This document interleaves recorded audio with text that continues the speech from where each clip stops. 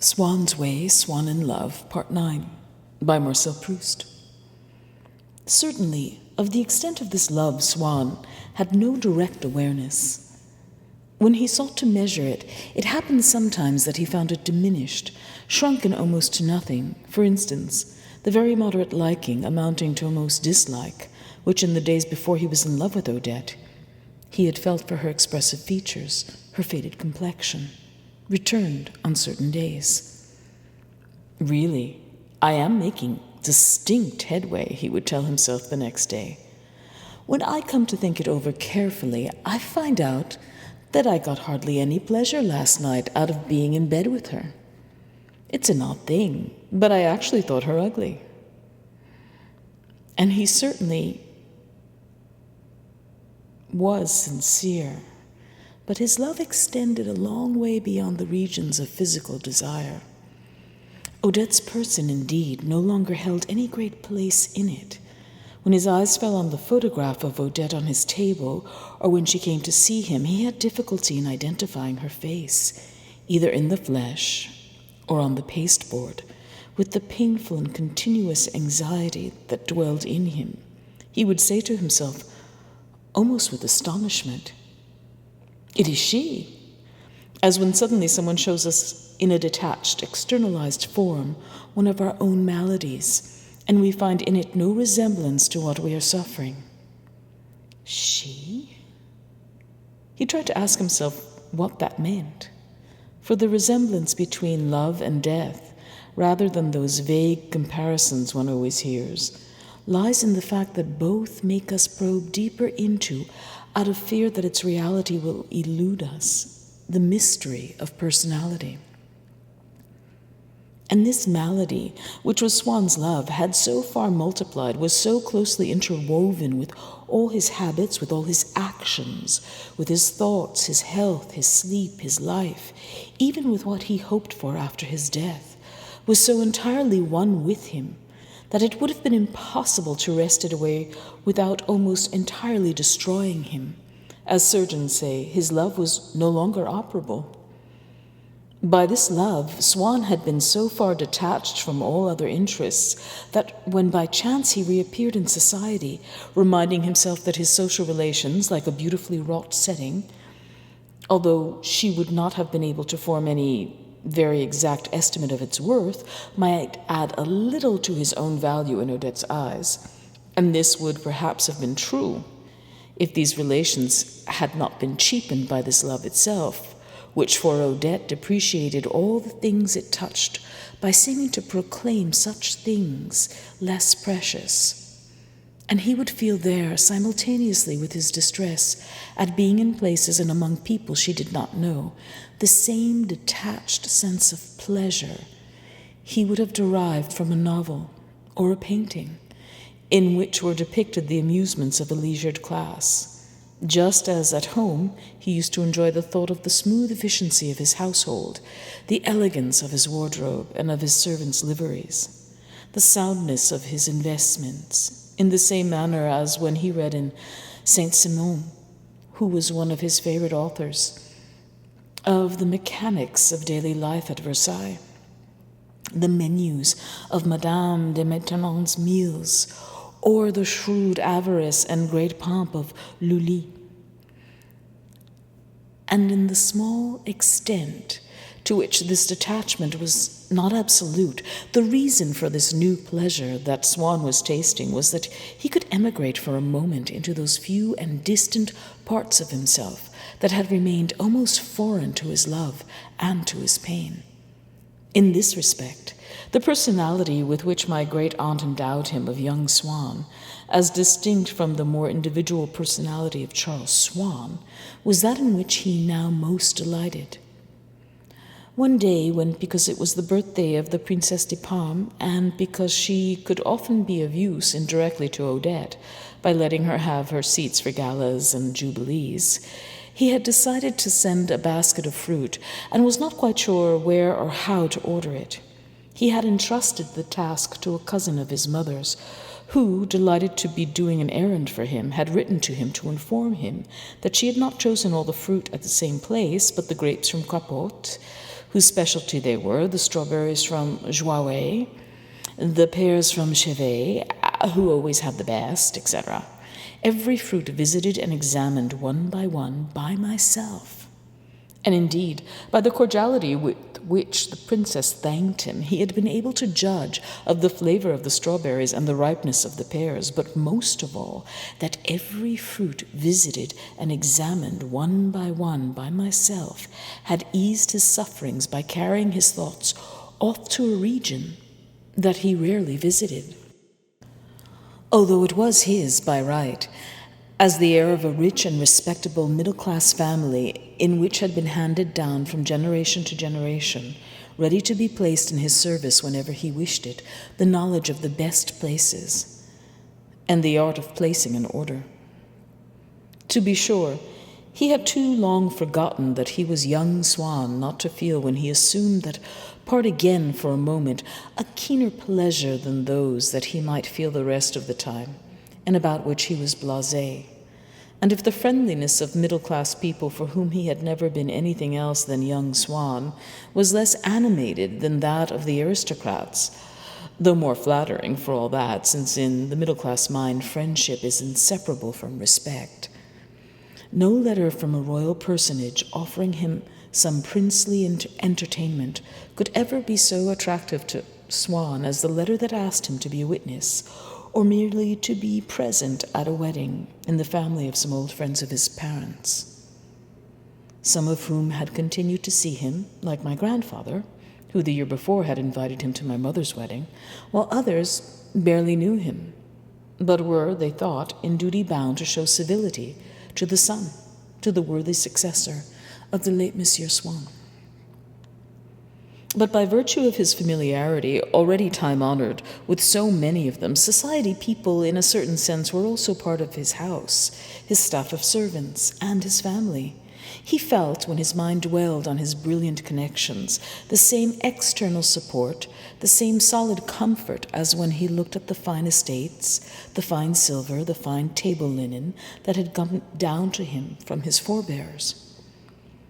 And the thought that, if he were seized by sudden illness and confined to the house, the people whom his valet would spontaneously run to find would be the Duc de Chartres, the Prince de Roux, the Duc de Luxembourg, and the Baron de Charlus, brought him the same consolation as our old Françoise derived from the knowledge that she would one day be buried in her own fine sheets, marked with her name, not darned at all, or so exquisitely darned that it merely enhanced one's ideas of the skill and patience of the seamstress, a shroud from the frequent image of which in her mind's eye she drew a certain satisfaction, if not exactly wealth and prosperity, at any rate of self-esteem. But most of all, since in every one of his actions and thoughts that had reference to Odette, Swann was constantly subdued and swayed by the unavowed feeling that he was perhaps not less dear, but the least agreeable for her to see than anyone, even the most wearisome of the Védérans faithful, when he thought back to a world in which he was the man of taste par excellence, a man whom no pains were spared to attract, whom people were genuinely sorry not to see. He began once again to believe in the existence of a happier life, almost to feel an appetite for it, as an invalid might feel, who has been in bed for months and months on a strict diet. When he notices in a newspaper the menu of an official banquet or the advertisement of a cruise around Sicily. If he was obliged to make excuses to his society friends for not paying them visits, it was precisely for the visits that he did pay her that he sought to excuse himself to Odette. All the same, he paid for them, asking himself at the end of each month whether, seeing that he had perhaps exhausted her patience and had gone rather often to see her, it would be enough if he sent her 4,000 francs. And for each visit he found a pretext, a present that he had to bring her, some information that she required. Monsieur de Charlus, whom he had actually met going to her house and who insisted on Swann's accompanying him. And failing any excuse, he would beg Monsieur de Charlus to go at her at once, and to tell her, as though spontaneously, in the course of conversation, that he had just remembered something he had to say to Swann, and would she please send a message to Swann's house asking him to come there immediately.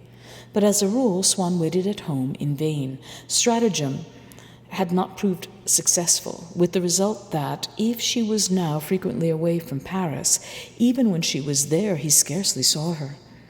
She who, when she was in love with him, used to say, "I'm always free," and "What can it matter to me what other people think?" Now, whenever he wanted to see her, appealed to the proprieties or pleaded some engagement, when he spoke of going to a charity event or a vernissage or a premiere at which she was to be present, she would tell him that he wished to flaunt their relations in public, that he was treating her like a prostitute. Things came to such a pass that, in an effort to save himself from being altogether forbidden to meet her anywhere, Swann, remembering that she knew and was deeply attached to my great-uncle Adolphe, whose friend he himself also had been, went one day to see him in his little apartment in the Rue de Bellechasse to ask him to use his influence with Odette. As it happened, she invariably adopted, when she spoke to Swann about my uncle, a poetical tone, saying, "Ah, him! He's not in the least like you. His friendship for me is such an exquisite thing, so great, so beautiful. He's not the sort of man who would have so little consideration for me as to let himself be seen with me everywhere in public." This was embarrassing for Swann, who did not know how lofty a tone he should take in speaking of her to my uncle. He began by positing the excellence a priori of Odette, the axiom of her seraphic superhumanity, revelation of her indemonstrable virtues, no concept of which could possibly be derived from experience. "I would like to speak to you about her," he went on, "you, who know how superior she is to all women. What an adorable being, what an angel Odette is. But you know also what life is like in Paris. Everyone doesn't see Odette in the light in which you and I have been privileged to know her, and so there are people who think that I am behaving rather foolishly. She won't even allow me to meet her out of doors, at the theater. Now you, in whom she has such enormous confidence, couldn't you say a few words for me to her, just to assure her that she exaggerates the harm which my bowing to her in the street might do her?" My uncle advised Swann to go for a while without seeing Odette, after which she would love him all the more, and he advised Odette to let Swann meet her wherever he pleased. A few days later, Odette told Swann that she had just had a rude awakening on seeing that my uncle was the same as other men. He had just tried to force himself on her. She calmed Swann, who at first wanted to rush out to challenge my uncle to a duel, but he refused to shake hands with him when they met again. He regretted this rupture with my uncle Adolphe all the more because he had hoped, if he had met him again sometime and had been able to talk things over with him in strict confidence, to be able to get him to throw a light on certain rumors regarding the life that Odette had led in former times at Nice.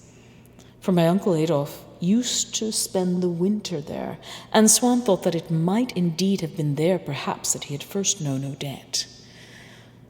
The few words that someone had let fall in his hearing about a man who, it appeared, had been Odette's lover had upset Swann. But the very things that he would, before knowing them, have regarded as the most terrible to learn and the most impossible to believe were, once he knew them, incorporated for all time in his sorrow. He admitted them. He could no longer have understood their not existing, except that each of them made on the picture that he had formed of his mistress an ineffaceable retouching. At one time, indeed, he felt that he could understand that this moral lightness, of which he would never have suspected Odette, was perfectly well known, and that at Baden and at Nice, when she had gone in the past to spend several months in one or the other place, she had a sort of amorous notoriety. He attempted, in order to question them, to get into touch with certain men known to be libertines, but they were aware that he knew Odette, and besides, he was afraid of putting the thought of her into their heads, of setting them on her track. But he, to whom Up till then, nothing could have seemed so tedious as was all that pertained to the cosmopolitan life of Baden or of Nice, having learned that Odette had perhaps led a rollicking life once in those pleasure cities, although he could never find out whether it had been solely to satisfy a want of money, which thanks to him she no longer felt, or from some capricious instinct that might revive in her now, he would lean in impotent anguish, blinded and dizzy, over the bottomless abyss in which had been engulfed those years of the beginning of MacMahon's septennat, in which one spent the winter on the Promenade Anglaise, the summer beneath the linden trees of Baden, and would find in those years a sad but a magnificent profundity, such as a poet might have lent to them. And he would have devoted to the reconstruction of all the insignificant details that made up the chronicle of the Côte d'Azur in those days, if it could have helped him to understand something in the smile or in the gazes of Odette, yet so honest and so simple, more passion than does the aesthete who consults all the extant documents of 5th century Florence, so as to try to penetrate further into the soul of the Primavera, the fair Vanna, or the Venus of Botticelli. Often, without saying a word to her, he would stare at her. He would be lost in thought, and she would say to him, "How sad you look." It would not very long since, from the idea that she was a good person, comparable to the best women that he had known, that he had passed to the idea that she was a kept woman. And by an inverse process, he had since returned from the Odette de Crécy, perhaps too well known to the revelers, to the ladies' men of Nice and Baden, to this face whose expression was so often gentle, to this nature so eminently good. He would ask himself, what does it mean, after all, to say that everyone at Nice knows who Odette de Crécy is? Reputations of that sort, even when they're true, are always based on other people's ideas. He would reflect that this legend, even if it were authentic, was something external to Odette, was not inherent in her like an irreducible and mischievous personality, that the creature who might have been led astray was a woman with kind eyes, a heart full of pity for the suffering of others, a docile body that he had held, had pressed tightly in his arms and explored with his hands, a woman whom he might one day come to possess entirely, if he succeeded in making himself indispensable to her. There she was, often tired, her face left blank for an instant by that feverish, joyous preoccupation with the unknown things that made Swann suffer. She would push back her hair with her hands. Her forehead, her whole face would seem larger. Then suddenly, some ordinary human thought, some worthy sentiment such as to be found in all creatures when in a moment of rest or meditation they are left to themselves, would flash out from her eyes like a golden ray. And immediately the whole of her face would light up like a grey landscape covered by clouds which, suddenly, are swept away and transfigured at the moment of the sun setting. The life that occupied Odette at that time, even the future that she seemed to be dreamily regarding, Swann could have shared with her. No evil disturbance seemed to have left any residue on them. Rare as they became, those moments did not occur in vain.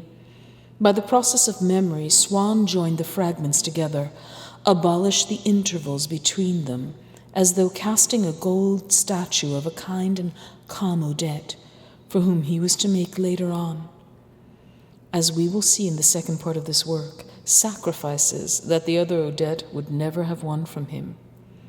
But how rare their evening meetings! She would never tell him until the last minute whether she was able to see him. For counting on his being always free, she wished first to be certain that no one else would propose to pay her a visit. She would allege that she was obliged to wait for an answer that was of very great importance to her. And if, Even after she had had Swann come to her house, any of her friends asked her halfway through the evening to join them at some theatre or a supper afterward, she would jump for joy and dress herself with all speed. As her toilette progressed, every movement that she made brought Swann nearer to the moment when he would have to part with her.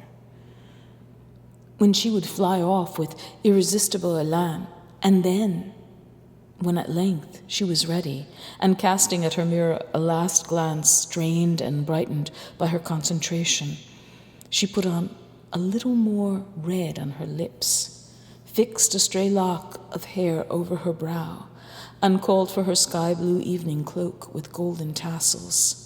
Swann would be looking so wretched that she would be unable to restrain a gesture of impatience, and would say to him, "So this is how you thank me for keeping you here till the last minute, and I thought I was being so nice to you. Well, I'll know better another time." Sometimes, at the risk of annoying her, he resolved to find out where she had gone, and even dreamed of an alliance with Forcheville, who might perhaps have been able to tell him. But in any case, when he knew with whom she was spending the evening, it was very seldom that he could not discover, among all his acquaintances, someone who knew, if only indirectly, the man with whom she had gone out, and could easily obtain this or that piece of information about him. And while he was writing to one of his friends, asking him to try to clarify some point or other, he would feel a sense of relief, unceasing to ask himself questions to which there was no answer, and transferring to someone else the strain of interrogation. It is true that Swann was little the wiser for such information as he did receive. To know a thing does not always enable us to prevent its happening, but at least the things that we know we do hold, if not in our hands, at any rate in our minds, where we can dispose of them as we choose, which gives us the illusion of a sort of power over them. He was quite happy whenever Monsieur de Charlus was with Odette. Between Monsieur de Charlus and her, Swann knew nothing could ever happen, that when Monsieur de Charlus went anywhere with her, it was out of friendship for himself, and that he would make no difficulty about telling him everything that she had done. Sometimes she had declared so categorically to Swann that it was impossible to see him on a particular evening. She seemed to be looking forward so keenly to some outing that Swann attached a very real importance to the fact that Monsieur de Charlus was free to accompany her. Next day, without daring to put many questions to Monsieur de Charlus, he would constrain him by appearing not quite to understand his first answers, to give him more, after each of which he would feel himself increasingly relieved, for he very soon learned that Odette had spent her evening in the most innocent of pleasures. "But what do you mean, my dear Mime? I don't quite understand. You didn't go straight from her house to the Musée Grévin. Surely you went somewhere else first." "No? That is very bizarre. You don't know how amusing you are, my dear Mime. But what a peculiar idea of hers to go on to the Chat Noir. Afterward.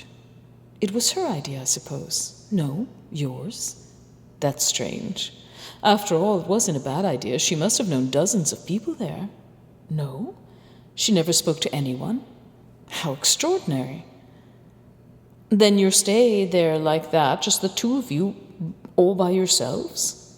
I can picture you sitting there. You are so kind, my dear Mime. I am exceedingly fond of you." Swann felt relieved. To him, who had happened when talking to friends who knew nothing of his love, friends to whom he had hardly listened, to sometimes hear certain sentences, as, for instance, "I saw Madame de Crécy yesterday. She was with a man I didn't know." Sentences which, as soon as they were in his heart, passed into a solid state, hardened into an incrustation, and lacerated him as they lay there, irremovable. How charming by way of contrast were the words, "She didn't know anyone. She didn't speak to anyone." How freely they coursed through him, how fluid they were, how light, how easy to breathe, and yet A moment later, he was telling himself that Odette must find him very dull if those were the pleasures that she preferred to his company. And their very insignificance, though it reassured him, pained him, as though they had been a betrayal. Even when he could not discover where she had gone, it would have sufficed to alleviate the anguish that he felt, then for which Odette's presence, the charm of her company, was the sole specific. A specific that in the long run served, like many other remedies, to aggravate the disease, but at least brought temporary relief to his sufferings. It would have sufficed had Odette only permitted him to remain in her house while she was out, to wait there until the hour of her return, into whose peace would flow and mingle there all those intervening hours that some marvel, some evil spell had made him imagine as different from the others. But she would not allow it. He returned home. He forced himself on the way to form various plans, ceased to think of Odette.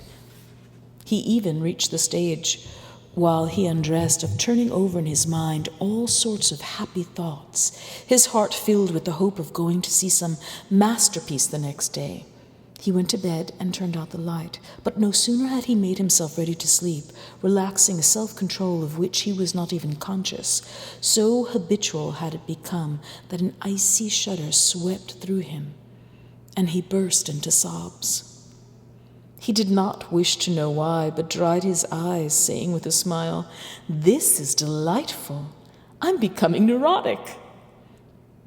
After which he could not save himself from utter exhaustion at the thought that the next day he must begin afresh his attempt to find out what Odette had been doing, must use all his influence to contrive to see her. This compulsion to an activity without respite, without variety, without result was so cruel that one day, noticing a swelling over his stomach, he felt an actual joy in the idea that he had perhaps a tumor that would prove fatal, that he need not concern himself with anything further, since it was his malady that was going to govern his life, to make a plaything of him until the not distant end. If indeed at this period it often happened that, though without admitting it even to himself, he longed for death, it was in order to escape not so much from the keenness of his sufferings as from the monotony of his struggle. And yet, he would have wished to live until the time came when he no longer loved her, when she would have no reason for lying to him, when at last he might learn from her whether on the day when he had gone to see her in the afternoon she had or had not been in bed with Forcheville. Often for several days on end, the suspicion that she was in love with someone else would distract his mind from the question of Forcheville, making it almost a matter of indifference to him, like those new developments of a continuous state of ill health, which seem for a little while to have delivered us from their predecessors. There were even days when he was not tormented by any suspicion. He thought that he was cured.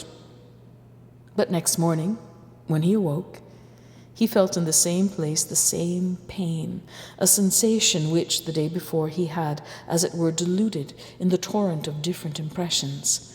But it had not stirred from its place. Indeed, it was the sharpness of this pain that had awakened Swann. As Odette never gave him any information as to those vastly important matters that took up so much of her time every day, although he had lived long enough to know that such matters are never anything other than pleasures, he could not sustain for any length of time the effort to imagine them. His brain would become a void.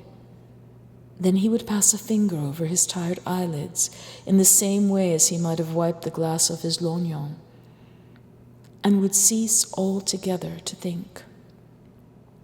There emerged, however, from this unexplored tract certain occupations that appeared from time to time, vaguely connected by her with some obligation toward distant relatives or old friends who, inasmuch as they were the only people whom she was in the habit of mentioning, as preventing her from seeing him, seemed to Swann to compose the necessary, unalterable setting of her life. Because of the tone in which she referred, from time to time, to the day when I go out, with my friend to the hippodrome, if when he felt unwell and had thought, perhaps Odette would be kind and come to see me, he remembered suddenly that it was one of those very days, he would correct himself with, and oh no, it's not worth the trouble of asking her to come. I should have thought of it before. This is the day when she goes with her friend to the hippodrome. We must confine ourselves to what is possible. No use wasting our time in proposing things that can't be accepted and are declined in advance. And this duty that was incumbent on Odette of going to the hippodrome, to which Swan thus gave way, seemed to him to be not merely ineluctable in itself, but the mark of necessity that stamped it, seemed to make plausible and legitimate everything that was even remotely connected with it. If when Odette in the street had acknowledged the greeting of a passer-by, which had aroused Swann's jealousy, she replied to his questions by associating the stranger with any of the 2 or 3 paramount duties of which she had often spoken to him. If, for instance, she said, "That's a gentleman who was in my friend's box the other day, the one I go to the hippodrome with," that explanation would set Swann's suspicions at rest. It was, after all, inevitable that this friend would have other guests than Odette in her box at the hippodrome. But he had never sought to form or succeeded in forming any impression of them. Oh, how he would have loved to know her, that friend who went to the hippodrome. How he would have loved her to invite him there with Odette. How readily he would have sacrificed all his acquaintances for no matter what person who was in the habit of seeing Odette, were she but a manicurist or a girl from a shop. He would have taken more trouble, incurred more expense for them than for queens. Would they not have supplied him out of what was contained in their knowledge of the life of Odette with the one potent anodyne for his pain?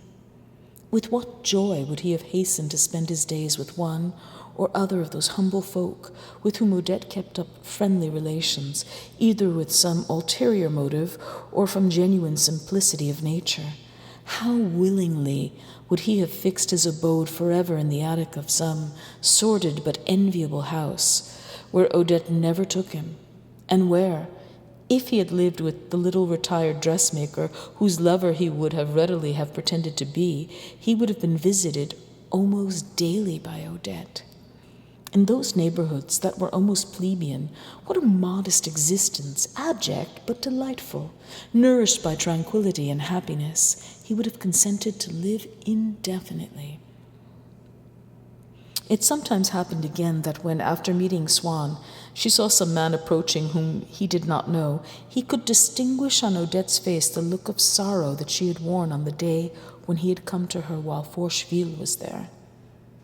But this was rare, for on the days when, in spite of all that she had to do, and of her dread of what people would think, she did manage to see Swann, the predominant quality in her attitude now was self-assurance. A striking contrast, perhaps an unconscious revenge or a natural reaction from the timorous emotion that in the early days of their friendship she had felt in his presence, and even in his absence, when she began a letter to him with words, "My dear, my hand trembles so that I can scarcely write." So at least she pretended, and a little of that emotion must have been sincere for her to have wanted to feign more. So Swann had been pleasing to her then. We never tremble except for ourselves or for those whom we love. When our happiness is no longer in their hands, how calm, how easy, how bold do we become in their presence. In speaking to him and writing to him now, she no longer employed those words by which she had sought to give herself the illusion that he belonged to her, creating opportunities for saying my and mine when she referred to him. "You are all that I have in the world. It is the perfume of our friendship. I will keep it." Nor speak to him of the future, of death itself. Whatever he might say to her, she would answer, admiringly, "You know, you will never be like other people." She would gaze at his long, slightly bald head, of which people who know only of Swann's successes used to think, "He's not regularly good-looking, if you like, but he is chic." that cowslick, that monocle, that smile. And with more curiosity perhaps to know him as he really was than desire to become his mistress, she would say, "If only I knew what's in that head of yours." Now, whatever he might say, she would answer in a tone sometimes of irritation, sometimes indulgent. "Ah, so you'll never be like other people." She would gaze at his head, which was only slightly more aged by his recent worries, though people now thought of it by virtue of the aptitude that enables one to discover the meaning of a piece of symphonic music of which one has read the program, or the resemblances in a child whose family one has known. He's not positively ugly, if you like, but he looks ridiculous, that monocle, that cowslick, that smile. Realizing in their imagination, fed by suggestion, the invisible boundary that distinguishes, at a few months' interval, the head of an ardent lover from a cuckold's.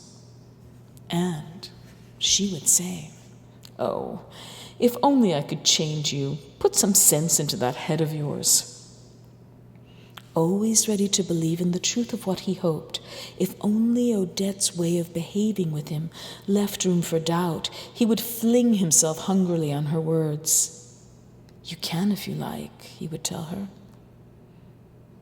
And he tried to explain to her that to calm him, to control him, to make him work would be a noble task to which numbers of other women asked for nothing better than to be allowed to devote themselves. Though it is only fair to add that in those other women's hands the noble task would have seemed to him nothing more than an indiscreet and intolerable usurpation of his freedom.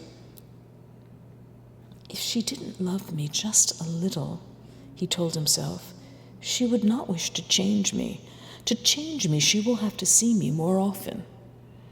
And so he found her reproaches proof of her interest, perhaps even of her love.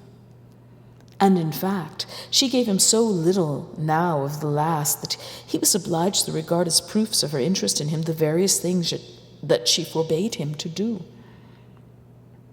One day she announced to him that she did not care for his coachman, who she thought was perhaps turning Swann against her, and in any case did not show the punctuality and deference to Swann's orders that she would have liked to see. She felt that he wanted to hear her say, "Don't take him again when you come to me," just as he might have wanted her to kiss him. So, being in good temper, she said it, and he was deeply moved.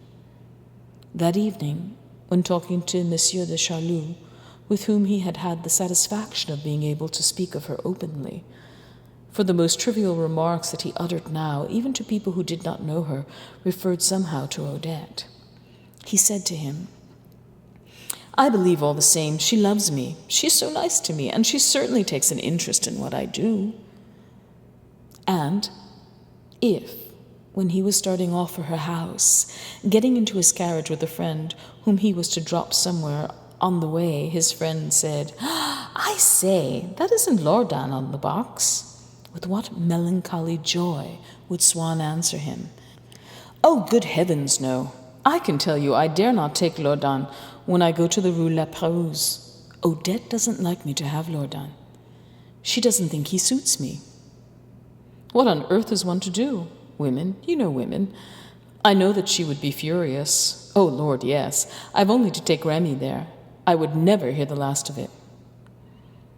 These new manners, indifferent, listless, irritable, which Odette now adopted with Swann, undoubtedly made him suffer, but he did not realize how much he suffered, and since it had been with a regular progression day after day that Odette had chilled toward him, it was only by directly contrasting what she was today with what she had been at first that he could have sounded the depth of the change that had taken place.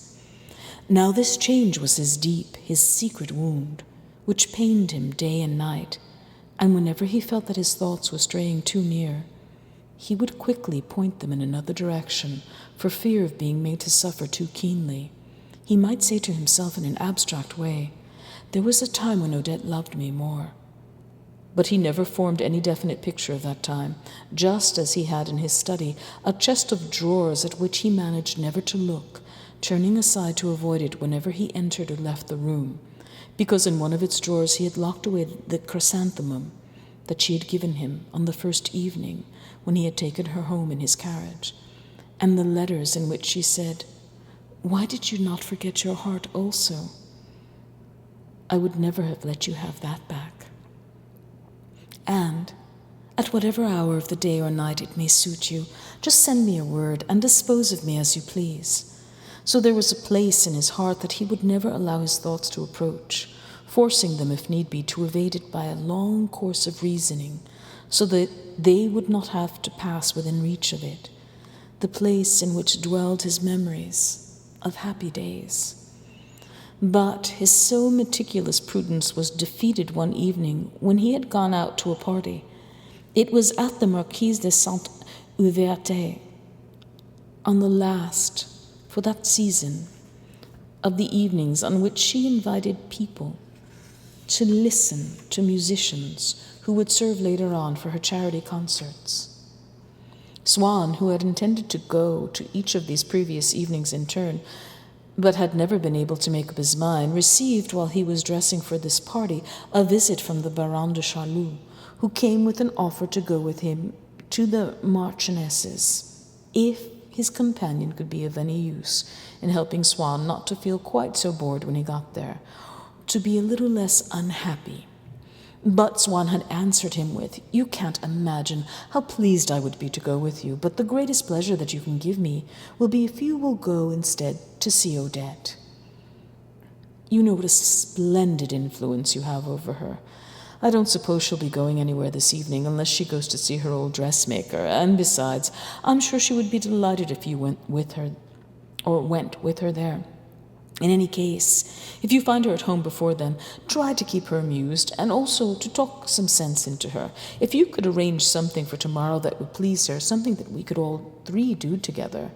Try to put out a feel or two for the summer. See if there's anything she wants to do, a cruise that we might all three take, anything you can think of. I don't count on seeing her tonight myself. Still, if she would like to come to me, or if you can find a clever way, you've only to send me a line at Madame de Saint-Ouverte up until midnight. After that, I'll be here. Thank you for all you are doing for me. You know how fond I am of you." The Baron promised him to go and pay the visit that Swann wanted as soon as he had deposited him at the door of the Saint-Ouverte mansion, where he arrived soothed by the thought that Monsieur de Charlus would be spending the evening in the Rue Le Perros, but in a state of melancholy indifference to everything that did not involve Odette, and, in particular, to the details of fashionable life, which gave them the charm that is to be found in anything which, being no longer an object of our desire, appears to us as it really is. On alighting from his carriage, in the foreground of that fictitious summary of their domestic life that hostesses are pleased to offer to their guests on ceremonial occasions, and which they show a great regard for accuracy of costume and setting, Swann was pleased to discover the heirs of Balzac's tigers, now grooms, who normally followed their mistress when she walked abroad, but now, hated and booted, were posted out of doors, in front of the mansion, on the avenue, or outside the stables, as gardeners might be lined up at the entrance to their flower beds. The peculiar tendency that Swann had always had to look for analogies between living people and the portraits in museums reasserted itself here, but in a more constant and general form. It was society as a whole, now that he was detached from it, that presented itself to him in a series of paintings. In the vestibule into which in the old days, when he was still a man about town, he would have gone in his overcoat to emerge from it in his tailcoat, but without any impression of what had occurred there, his mind having been, during the minute or two he had spent in it, either still at the party that he had just left, or already at the party into which he was just about to be ushered. He now noticed, for the first time, roused by the unexpected arrival of so belated a guest, the scattered pack of magnificent and idle animals, the tall footmen who were drowsing here and there on benches and chests, until pointing their noble, sharp greyhound profiles, they rose up and gathered in a circle around him. One of them, of a particularly ferocious aspect, and not unlike the executioner in certain Renaissance paintings that represent tortures and the like, advanced on him with an implacable air to take his things. But the harshness of his steely glare was compensated by the softness of his cotton gloves, so effectively that as he approached Swan, he seemed to be exhibiting at once the utmost contempt for his person and the highest regard for his hat. He took it with a care to which the precision of his movements imparted something meticulous, and with a delicacy that was rendered almost touching by the display of his strength. Then he passed it to one of his aides, new and timid, who was expressing the fear that overpowered him by casting furious glances in every direction, and showed all the agitation of a wild animal in the first hours of its domesticity. A few feet away, a tall, strapping lad in livery stood, musing, motionless, statuesque, useless, like that purely decorative warrior whom one sees in the most tumultuous of Mantegna's paintings, lost in dreams, leaning on his shield, while all around him men are rushing headlong and slaughtering each other. Detached from the group of his companions who were thronging about Swan, he seemed as determined to remain unconcerned in the scene, which he followed vaguely with his cruel greenish eyes, as if it had been the massacre of the innocents or the martyrdom of St. James. He seemed precisely to have sprung from that vanished race, if indeed it ever existed, save in the reredos of San Zeno and the frescoes of Eramitani, where Swan had come in contact with it, and where it still dreams, fruit of the impregnation of a classical statue by some model of the Paduan master or by one of Albrecht Dürer's Saxons. And the locks of his reddish hair, tightly curled by nature but plastered down with brilliantine, were treated broadly as they are in the Greek sculpture that the Mantuan painter never ceased to study, and that, if in its creator's purpose it represents but man, knows how at least to extract from man's simple forms riches so varied, borrowed as it were from the whole of animate nature, that a head of hair, by the smooth undulations and beak-like points of its curls, or in the overlaying of the triple-layered flowering diadem of its tresses, can suggest at once a clump of seaweed, a nest full of fledgling doves, a bandeau of hyacinths, and a coil of serpents.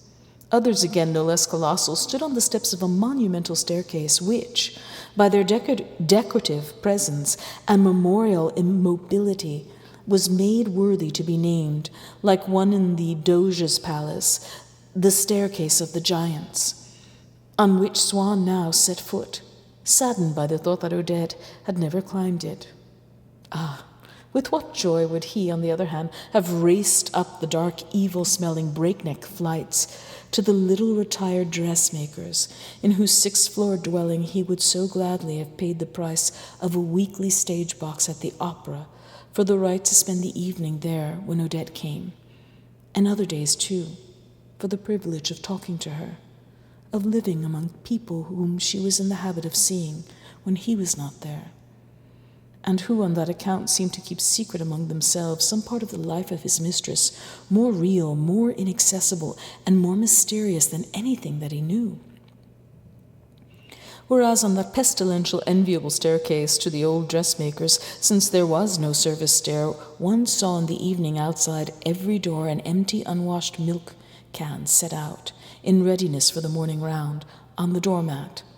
On the magnificent despised staircase that Swan was at the moment climbing, on either side of him, at different levels, before each, and fructuosity made in its wall by the window of the concierge's lodge or the entrance to a set of rooms representing the departments of indoor service that they managed, and doing homage for them to the guests, a concierge, a major domo, a steward, worthy men who spent the rest of the week in semi-independence in their own domains, dined there by themselves like small shopkeepers, and might tomorrow be in the middle-class service of a doctor or industrial magnate.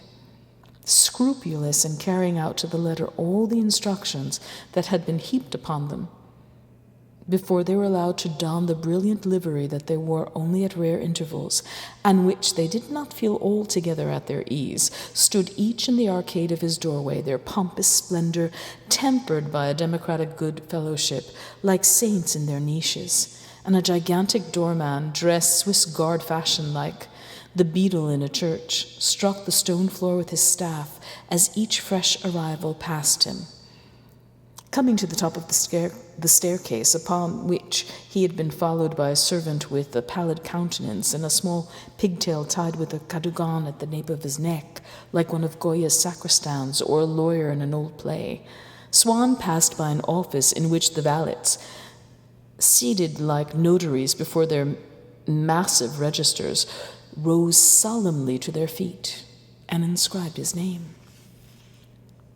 He next crossed a little hall that, just as certain rooms are arranged by their owner to serve as the setting for a single work of art from which they take their name, and in their studied bareness contain nothing else besides, displayed to him as he entered it like some priceless effigy by Benvenuto Cellini, depicting a watchman, a young footman, his body slightly bent forward, rearing above his crimson gorget, an even more crimson face, from which seemed to burst forth torrents of fire, timidity, and zeal, who, as he pierced the Aubusson tapestries that screened the door of the drawing-room in which the music was being played with his impetuous, vigilant, frantic gaze, appeared with a soldierly impassibility, or a supernatural faith, an allegory of alarums, incarnation of alertness, commemoration of a riot, to be looking out, angel or sentinel, from the tower of a dungeon or cathedral,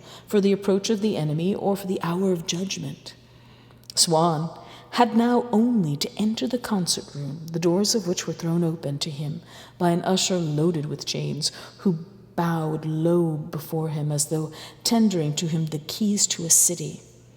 But he thought of the house in which at that very moment he might have been, if Odette had but permitted,